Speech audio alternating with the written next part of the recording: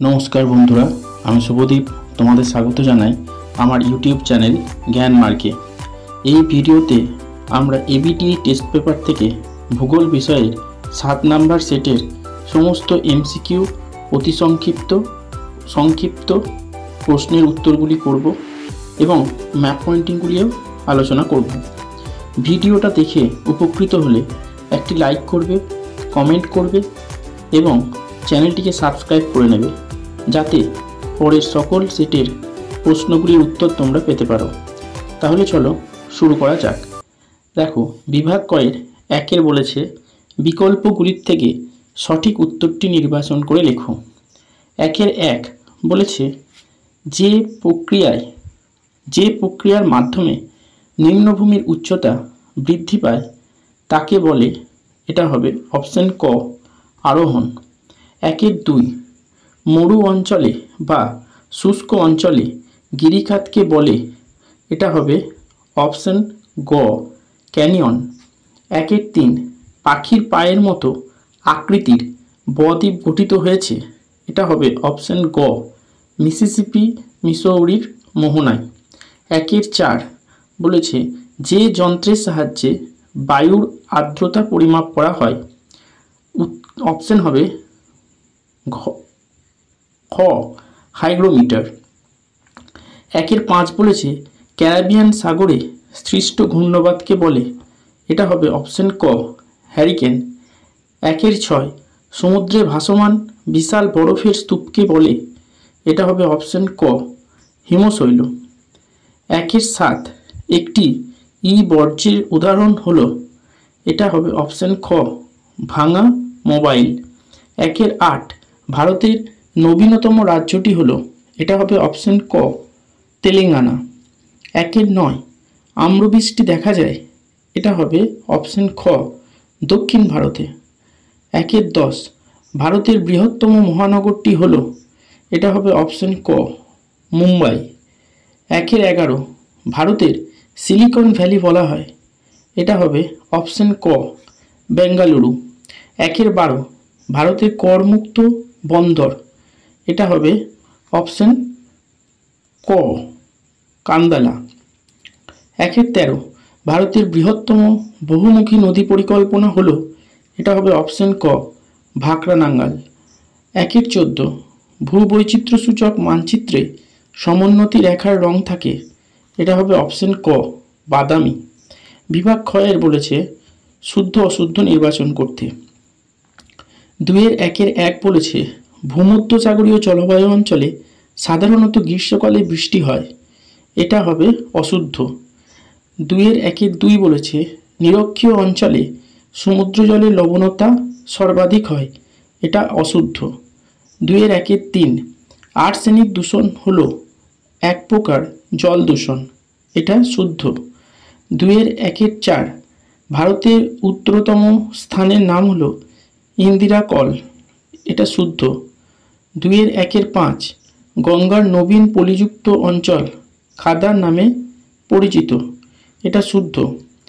2-এর 1-এর 6 কোচিকে আরব সাগরের রানী বলে, এটা শুদ্ধ। 2-এর 1-এর 7 ইসরোর সদর দপ্তর বেঙ্গালুরুতে অবস্থিত, এটা শুদ্ধ। এরপর 2-এর 2 বলেছে উপযুক্ত শব্দ বসিয়ে শূন্যস্থান পূরণ করো।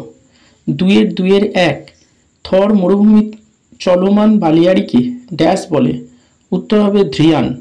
2-এর 2-এর 2 জলীয় বাষ্প ঘনীভূত হওয়ার সময় ড্যাশ ত্যাগ করে, উত্তর হবে লিনতাপ। 2-এর 2-এর 3 ড্যাশ সমুদ্র স্রোত সৃষ্টির অন্যতম কারণ, এটা হবে বায়ুপ্রবাহ। 2-এর 2-এর 4 যে সকল বর্জ্য বিয়োজিত হয়ে জল, মাটি ও বাতাসের সঙ্গে মিশে যায় তাকে ড্যাশ বলে, উত্তর হবে পরিবেশ বান্ধব বর্জ্য বলে। 2-এর 2-এর 5 ভারতের মূল ভূখণ্ডের দক্ষিণতম অংশ ড্যাশ, উত্তর হবে কন্যাকুমারিকা অন্তরীপ। 2-এর 2-এর 6 জোয়ার, বাজরা ও রাগিকে একত্রে ড্যাশ বলে, উত্তর হবে মিলেট। 2-এর 2-এর 7 ড্যাশের চা স্বাদে গন্ধে অতুলনীয়, উত্তর হবে দার্জিলিং। এরপর 2-এর 3 বলেছে একটি বা দুটি শব্দের উত্তর দাও। 2-3-1 সাহারায় বালুকাময় মরুভূমি কি নামে পরিচিত? উত্তর হবে আর্ক। 2-3-2 বায়ুমণ্ডলের কোন স্তরে আবহাওয়ার সমস্ত কার্যাবলী দেখা যায়? উত্তর হবে ট্রপোস্ফিয়ার। 2-3-3 কুরুশীয় স্রোত কোন মহাসাগরে দেখা যায়? উত্তর হবে প্রশান্ত মহাসাগর। 2-3-4 প্লাস্টিক কোন ধরনের বর্জ্য?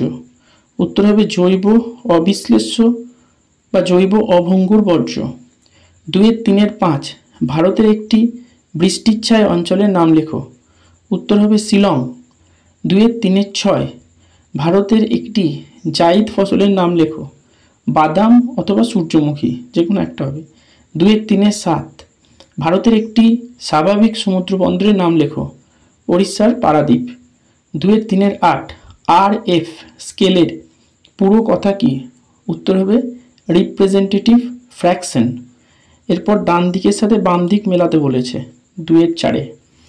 প্রথমে দেখো 2-4-1 বলেছে জেট বায়ু, এটা হবে দ্রুতগামী বায়ুপ্রবাহ, 4 নম্বর অপশনের। 2-4-2 বলেছে আঁধি, এটা হবে অপশন 1 রাজস্থান।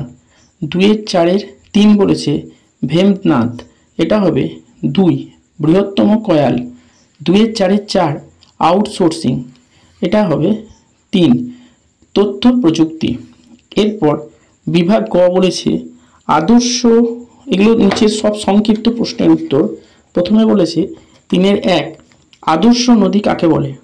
উত্তর হবে যে সকল নদীগুলির উচ্চ, মধ্য এবং নিম্ন গতি সুস্পষ্টভাবে লক্ষ্য করা যায় তাদের আদর্শ নদী বলে। উদাহরণ হবে গঙ্গা। অথবাটা বলেছে হিমরেখা বলতে কি বোঝো? উত্তর হবে হিমরেখা বলতে উঁচু পর্বতের গায়ে যে সীমারেখার উপর সারা বছর তুষার জমে থাকে, অর্থাৎ যার নিচে তুষার গলে জল হয়ে যায়, সেই রেখা বা উচ্চতা হিমরেখা নামে পরিচিত।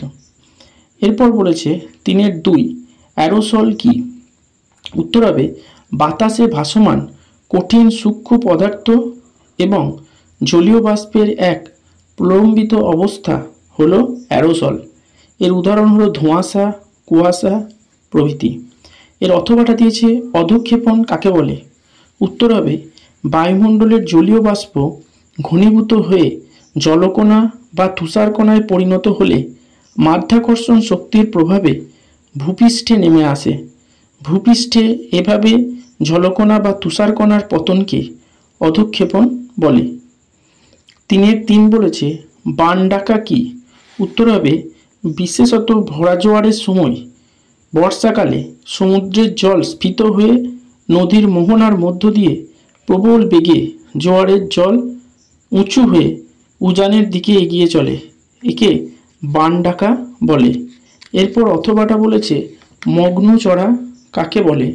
উত্তর হবে শীতল স্রোতবাহিত হিমশৈল উষ্ণ স্রোতের সংস্পর্শে এসে গেলে গলে যায় এবং হিমশৈলবাহিত কর্দম ও শিলা সমুদ্রের তলায় সঞ্চিত হয়ে যে চড়ার সৃষ্টি হয় সেগুলিকে মগ্ন চড়া বলা হয়। উদাহরণ হবে গ্র্যান্ড ব্যাংক। এরপর তোমাকে বলেছে 3-4 বিষাক্ত বর্জ্য কাকে বলে?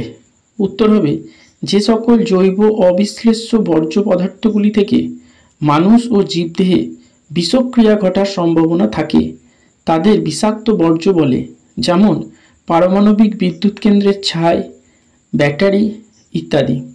এরপর অথবাই বলেছে 2টি বিষহীন বর্জ্যের নাম লেখো। উত্তর হবে খাদ্যবস্তুর টুকরো এবং কাঁচ। এরপর 3-5 বলেছে জনবিস্ফোরণ কি? উত্তর হবে চিকিৎসা ব্যবস্থার উন্নতি এবং অন্যান্য অনুকূল কারণের জন্য যখন মৃত্যুহার কমে যায় এবং জন্মহার বৃদ্ধি পায় তখন জনসংখ্যার বৃদ্ধি অতি দ্রুত হারে ঘটে, এই ঘটনাকে জনবিস্ফোরণ বলে। এরপর অথবাটা বলেছে মৌসুমী বিস্ফোরণ বলতে কি বোঝো? উত্তর হবে জুন জুলাই মাসে দক্ষিণ পশ্চিম মৌসুমী বায়ুর প্রভাবে সমগ্র ভারতবর্ষব্যাপী বজ্রবিদ্যুৎ সহ যে প্রবল বর্ষণ শুরু হয় তাকে মৌসুমী বিস্ফোরণ বলে। 3-6 বলেছে ভূবৈচিত্র্য সূচক মানচিত্র কাকে বলে? উদাহরণ হবে বা উত্তর হবে যে মানচিত্রে ভূপৃষ্ঠের কোনো স্বল্প পরিসর স্থানের প্রাকৃতিক ও সাংস্কৃতিক উপাদানগুলি বিভিন্ন প্রচলিত চিহ্ন দ্বারা দেখানো হয় সেই মানচিত্রকে ভূবৈচিত্র্য সূচক মানচিত্র বলে। অথবাটা বলেছে ডিগ্রি সিট টপোগ্রাফিক্যাল মানচিত্র বলতে কি বোঝো? উত্তর হবে 4 ডিগ্রি ইন্টু 4 ডিগ্রি সিটের অর্থাৎ মিলিয়ন সিটের প্রত্যেকটি গ্রিডকে 1 ডিগ্রি ইন্টু 1 ডিগ্রি হিসাবে সমান 16টি গ্রিডে ভাগ করে ইংরাজি অক্ষর এ থেকে পি পর্যন্ত চিহ্নিত করা হয়। এই ক্ষুদ্র সিটগুলির এক একটিকে ডিগ্রি সিট বলা হয়। এদের RF হয় 1:2,50,000। তোমরা পাশের ছবিটি দেখো এবং এই ছবিটি দেখে বোঝার চেষ্টা করো। দেখো, প্রথমে একটা মিলিয়ন সিটকে দেখানো হয়েছে। এই মিলিয়ন সিটের মধ্যে দেখো সমান বর্গাকার 16টি ঘর করা হয়েছে। প্রত্যেকটি ঘরে ইংরাজি অক্ষর এ থেকে একদম পি অবধি 16টা অক্ষর দিয়ে চিহ্নিত করা হয়েছে। এই প্রত্যেকটা ঘরের প্রত্যেকটা বর্গাকার ঘরের মান হবে 1 ডিগ্রি আর 1 ডিগ্রি, অর্থাৎ অক্ষাংশগত বিস্তারও 1 ডিগ্রি হবে, দ্রাঘিমাংশগত বিস্তারও 1 ডিগ্রি হবে। এইগুলোকে বলা হয় ডিগ্রি সিট। এরপর তোমাকে বলেছে একদম বিভাগ চ মানচিত্রে নিম্নলিখিত বিষয়গুলিকে দেখাতে বলেছে। প্রথমে 6-1 বলেছে K2। তোমরা একদম ভারতের উত্তরে দেখো জম্মু কাশ্মীরের সেখানে একটা ত্রিকোণা ত্রিভুজের চিহ্ন দিয়ে K2কে দেখানো হয়েছে। এটাই ভারতের সর্বোচ্চ শৃঙ্গ। 6-2 বলেছে কাবেরী নদী। এটা একদম দেখো দক্ষিণ ভারতে, এখানে একটা রেখার মাধ্যমে দেখানো হয়েছে কাবেরী নদী। 6-3 চিল্কা হ্রদ। এটা দেখো পূর্ব ভারতের নিচের দিকে উড়িষ্যার কাছে চিল্কা হ্রদ। এরপর 6-4 ভারতের কৃষ্ণ মৃত্তিকা অঞ্চল। এটা দেখো মধ্য ভারতে কালো রং দিয়ে দেখানো হয়েছে কৃষ্ণ মৃত্তিকা অঞ্চল। 6-5 উত্তর ভারতের একটি মোটর গাড়ি নির্মাণ কেন্দ্র। এটা দেখো লখনৌকে দেখানো হয়েছে নীল ডট দিয়ে। 6-6 মেঘালয় মালভূমি। তোমরা পূর্ব ভারতে দেখো পশ্চিমবঙ্গের একটু পাশ করি মেঘালয় মালভূমি গাঢ় বর্ণ বাদামি বর্ণ দিয়ে দেখানো হয়েছে। আচ্ছা, এরপর 6-7 বলেছে মালাবার উপকূল। এটা দক্ষিণ ভারতের পশ্চিম দিকে দেখো একদম মালাবার উপকূল কমলা বর্ণ দিয়ে দেখানো হয়েছে।